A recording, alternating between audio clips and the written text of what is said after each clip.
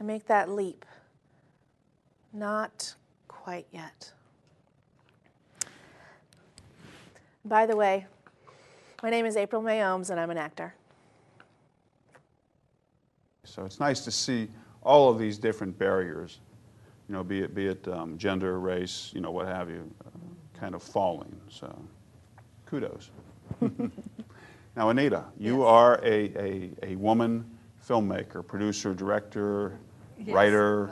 Less on the writing, yeah. bigger on the producing and directing. So yes, you've managed to make your way in that world, and you are obviously involved with women in film and media. But tell us a little bit about yourself, about your background, and how you came to be here. I went to school at Ohio University many years ago, down in Athens, Ohio. People sometimes get Ohio University and Ohio State confused, but we're the smaller of the two Ohio schools. And actually started out in radio television.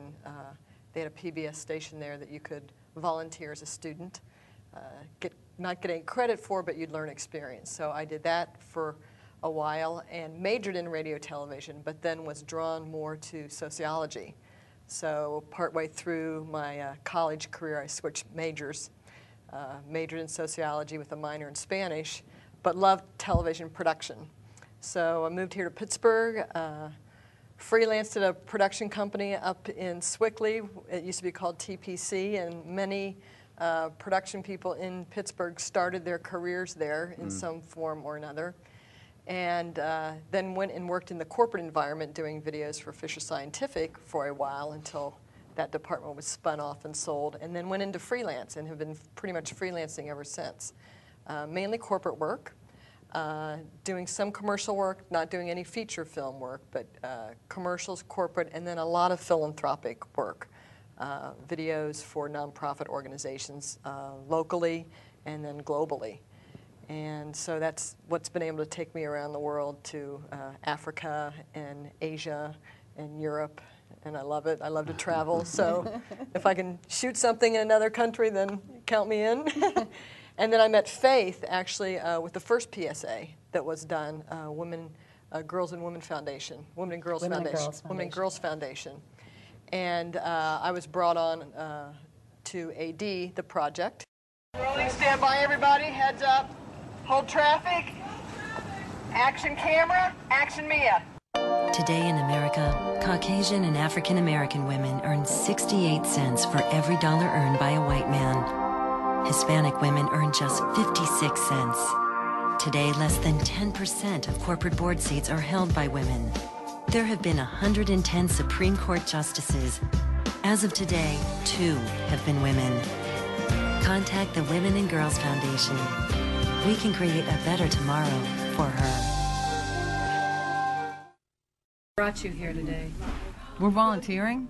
You didn't tell me we were volunteering. I thought we were getting paid.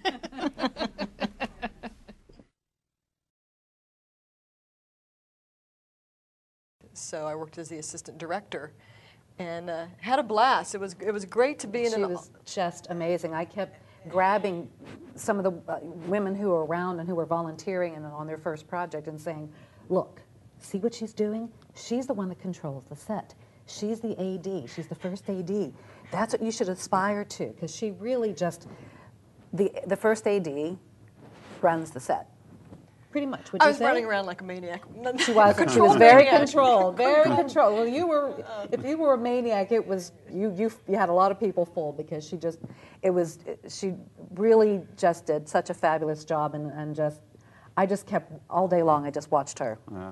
Well, it was really fun. That was the first shoot I'd been on that was all women, and there were men on the shoot to help with lighting, you know, gaffing and grip work, but they had women that they were apprenticing alongside them. So and mentoring, some, you know, females that were maybe at Pitt or CMU or Point Park in film and video production, they got to work alongside a gaffer or a grip.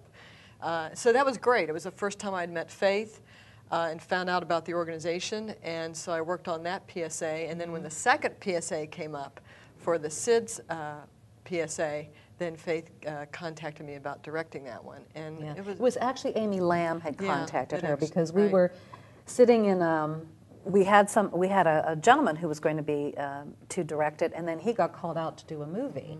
and wasn't able to do it. In fact, we were sitting there in the meeting, and he was like, I got a job. And Amy Lamb got on the phone and called Anita and said, hey, would you like to direct this PSA for women in film and media? And she immediately said yes. And we were so lucky to be able to have her. Wonderful. Now, and that was the PSA for the SIDS campaign, yes. correct? Yes. And SIDS is the sudden infant death syndrome. Yes. And what was the purpose of this PSA then? Well, It was actually for a program that was started here in Pittsburgh called Cribs for Kids. And Judy Bannon, who was with the SIDS organization, had told us that, well, what's happening now is, you know, SIDS has become so well known, and the process and how babies should be on their backs to sleep, that the incidence of SIDS is being lowered. But what they found was that parents and caregivers were putting their babies to sleep in unsafe sleeping environments. They would place them on a bed, they would put them on the sofa, and what was happening is they would either roll off the bed or they would get tangled up in the blankets and die, or if they were put on the sofa, they would roll over and sink down into the sofa cushions, and it takes 15 seconds for a baby to suffocate. And so someone would walk away and the baby would turn over and maybe even get caught just in the side of the sofa and suffocate. Or someone would sleep with their baby.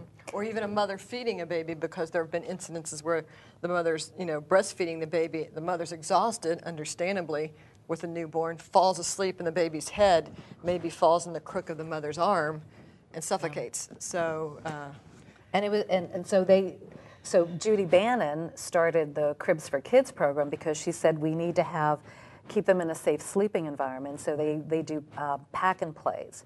What they do is they find mothers who are disadvantaged. They talk to them. They more or less train them, give them like a learning experience, more or less, and then they show them how to safely put their baby to sleep, and they tell them what not to do, what to do, and then they give them a Graco pack and play for free. And so Judy Bannon from SIDS started calling around, and this program is just so unbelievable. well, she's phenomenal too. Her and Evelyn are just, who works with her.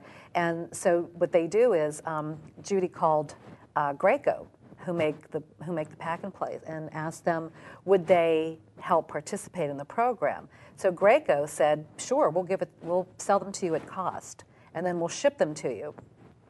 So it started off with just a couple of truckloads, and then started getting into train loads of these Graco pack and plays, because then she was distributing them to other parts of other SIDS locations and other medical facilities who were faced with babies dying from SIDS in unsafe sleep environments. And then Judy said, well, we have to ship these to these locations, but we need to know how much it's going to cost. So she called Pitt Ohio Express, the owner of Pitt Ohio Express, and I don't know his name, but he said, well, where are you shipping them to? And she said, all over the country. And he said, ma'am, wherever you need to send these pack and plays, I will do it for free. You just tell me where they need to go.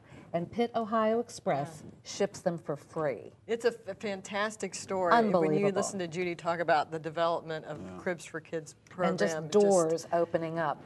And so Bridget Gossa, who is our Vice President of Special Events, who's with Women in Film and Media, she actually had her younger brother pass away from SIDS. So she was already involved and brought Judy and Evelyn to us.